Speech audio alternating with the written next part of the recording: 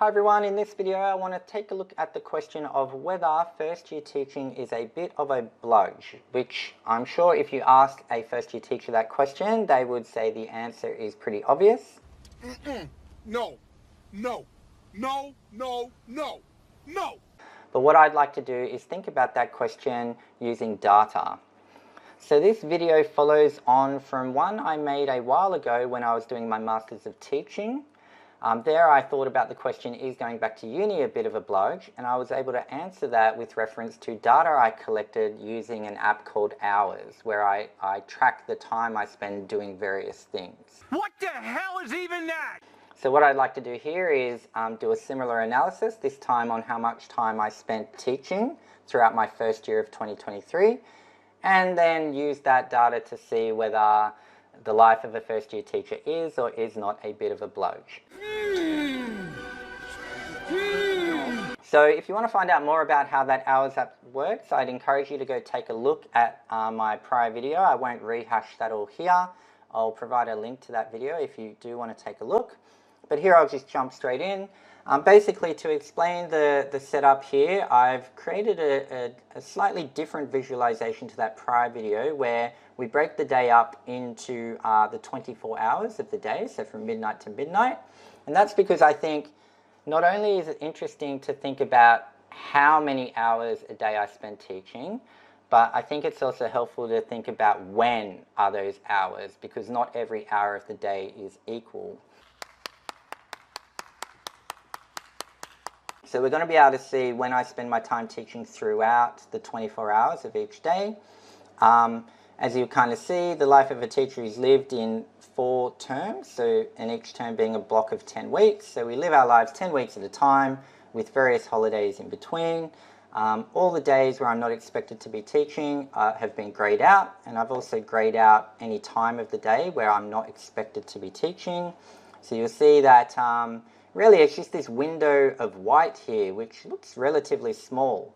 So before I even show any of the actual data, I think it's kind of clear to see where perhaps the thinking of many people can come from, that teaching might be a bit of an easy profession because you spend so little of your time actually doing your work, and you just have so much time of the year not teaching or being on holiday or just being at home. Like, the hours are really small. I think that's a common view out there. And you can kind of see that visually where that idea might come from. Here basically these white windows are the only times I'm expected to be teaching. So if I look at my pay slips, I'm basically paid for 7 hours a day. Based on when school is at the school I teach at, class starts at 8:50 and ends at 3:10 on most days. So if we go from 8:30 to say 3:30, that's kind of how you get your 7 hours a day that you're being paid. So that's the kind of window that I'm fundamentally being paid for. I've got our Monday to Friday, and then, you know, the 2 days of the weekend where I'm not expected to be working.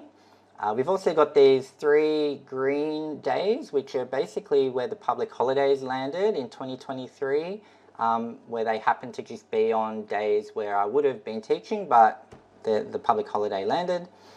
And there were also some other days where I didn't actually have to teach, even though I was getting paid. So we had a few sick days. I took 1 sick day in term 1 where I lost my voice and couldn't come in. I had my graduation day in term 2. I took 2 sick days in term 3 where I think that was actually for my son. I had to take him to the dentist to do a procedure.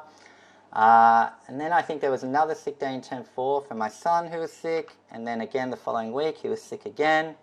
And then I had to have some skin cancers removed, so I needed the week off after that surgery. So those are red and blue and green days are all days where I was getting paid but not actually working, which actually reduces the window even more and potentially exacerbates that idea that, you know, teachers maybe have it pretty good because we don't have to spend so much of our time working.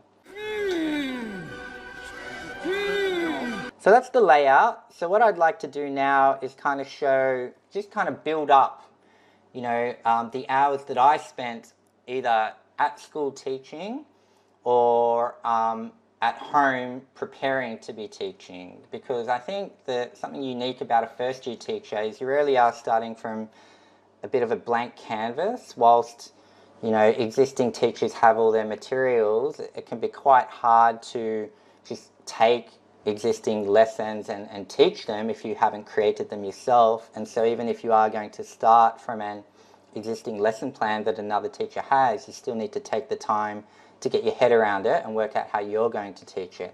So I've got these switches here which I can turn on to show the regular hours, basically the hours within the school window that I'm getting paid for, any overtime where I'm still at school working but it's outside of these boundaries, and then what I call irregular hours, being hours that I spent outside of school, at home, still working. And then we can have a look at how many hours I've worked that were expected to be worked, what I actually worked, and then the excess, and I convert that into days too because I think that's helpful.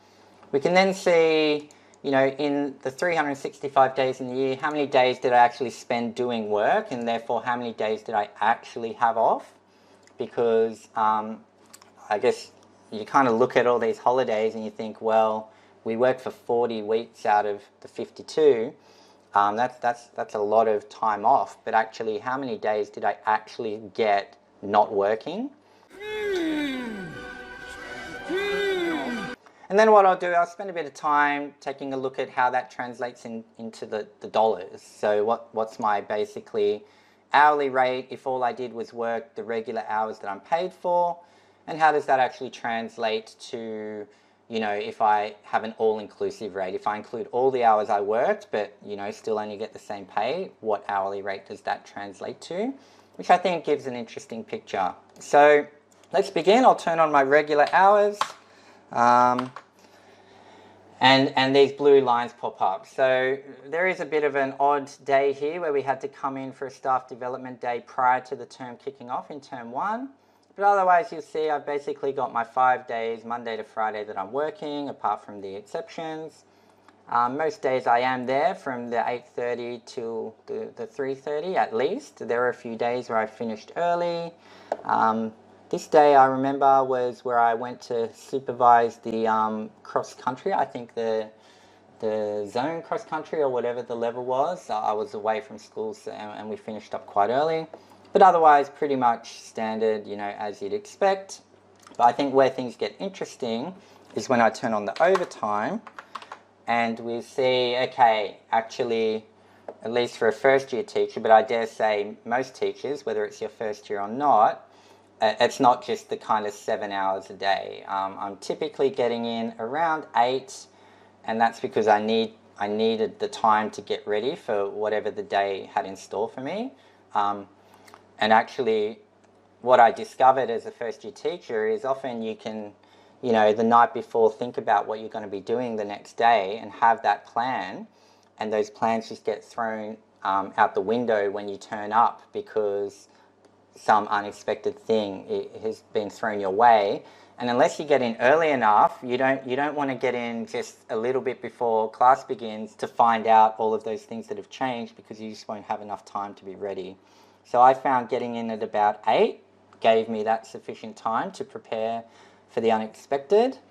And then I'm finishing typically anywhere between 4 and 5, sometimes as late as 6. I think this particularly late day was where there was an open day at the school, and teachers stuck around to show parents and new students kind of, what the school's like. But otherwise, it's basically a mix between finishing anywhere between 4 and 6, really. So start at 8, finish between 4, 5, or 6. Not that different to, I guess a typical 9 to 5 working day. Working 9 to 5, what a way to make a living.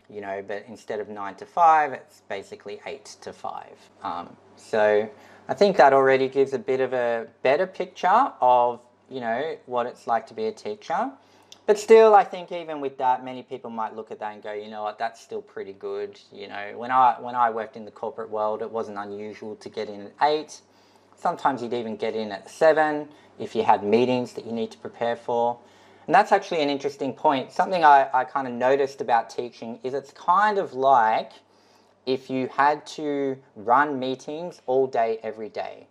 So whilst it only looks like it's happening, say, between 8:30 and 3:30, those hours, those 7 hours, are quite intense. When I had a desk job as a lawyer and working in finance, it could be hard work, but it wasn't, 10 out of 10 intensity all day, every day. You'd have time where it was quiet and you're sitting at your desk and you were reading things or writing things and you were thinking. And you had meetings every now and then, and you would spend a lot of time preparing for those meetings, and those meetings could be quite intense, but they weren't all day, every day. Whereas what can make teaching so exhausting is they are all day, every day. And for anyone who works in the corporate world and knows what it's like to prepare for a meeting, it's not just about the time in the meeting, it's the time preparing. And that's really where the irregular hours come in, because when I switch these on, what we'll see is, as a first year teacher, how much time did I have to spend effectively preparing for the meetings, being the lessons that I had to deliver. So let's do this calculation. And you see basically a sea of red appear. Gotta scream! So basically all of this red time is time where I'm spending time working on teaching related things, even though I'm not getting paid for that. It's basically at home, in my own time, doing work. And you kind of see, even before day one of teaching, there was a lot of time I was spending getting ready, because it can be quite a daunting prospect to teach for the first time. And I thought one way to help deal with that anxiety was to prepare, and I think it was helpful to come in very prepared. I think, at least for my personality, that helped a lot. I am smart. Esta Martin. So I spent a good chunk of that summer break between the end of my Masters of Teaching and the day one of, being a teacher, preparing. But then every day, I get home whenever I got home. Being a parent, I have to get my son sorted, get him fed, get him showered, get him to bed. And usually from about 8 or so, depending on the day, with some exceptions, I'd then be preparing for the next day. And that preparation would go anywhere from, say, 8 o'clock till sometimes the early hours of the following mornings. Something else that you'll notice is whenever I had days off, I'm having to wake up early. Like this sick day here, which was an unexpected sick day where I'd lost my voice from not yet kind of learning how to modulate my voice. It's quite common for first year teachers to lose their voice. So that happened to me once, and then I learned my lesson. But I had to wake up early enough to let the administrator know that I wasn't coming in, so that they could organise casuals, and I had to then prepare all the materials so that those casuals could look after my classes, and that took time. And that can be really hard, I think. Sometimes being sick and not going to school is much worse than actually just turning up and delivering the plan, because you have to then change the plan and at the very last minute, prepare for the other people. These other days where I knew what was coming, I didn't have to wake up early, because these were planned leave, where I knew my son's dentist procedure was happening and I knew my operation was happening. The days where my son was sick and I didn't know, I didn't have to wake up here and get that ready. Here, I guess I was just lucky. I didn't have to wake up early and prepare. But yeah, that's another element to, the life of a teacher. But yeah, pretty much it's not all just this kind of the school hours is the only time we're working. And I reckon most people probably get that, but they might not really get the extent to which that is true. And if you kind of look at the numbers, so there's my regular hours, and then I've got some overtime. Now at the end of the day, I was expected to work 1,379 hours if I worked the Monday to Friday for, the 10 weeks of the 4 terms, minus those public holidays. I didn't, because, I had my graduation and I had sick leave a few times. But my actual hours far overcame the time I didn't have to work but still got paid. Such that I've spent about 700 hours, or in effect 100 days at 7 hours a day, working for nothing, basically. Extra days, I've worked 100 extra days in the year, not for any extra pay.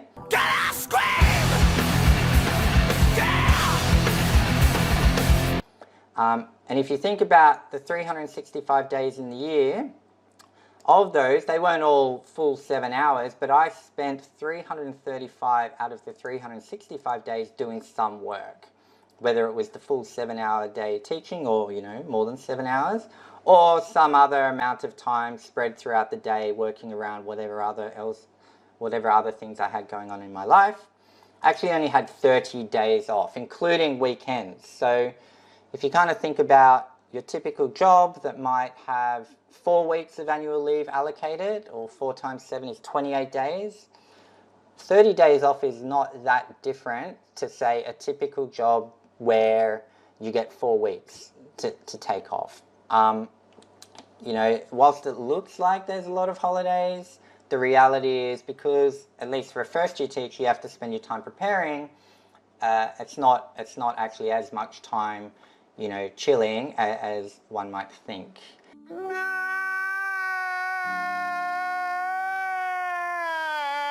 Now, this is my first year of teaching. In theory, as I continue to develop my materials, this kind of red should disappear a little bit, but I don't know. I'm not convinced yet, because I'm about to head into my second year and there's still a whole bunch of new things that I'm going to encounter that I didn't encounter last year.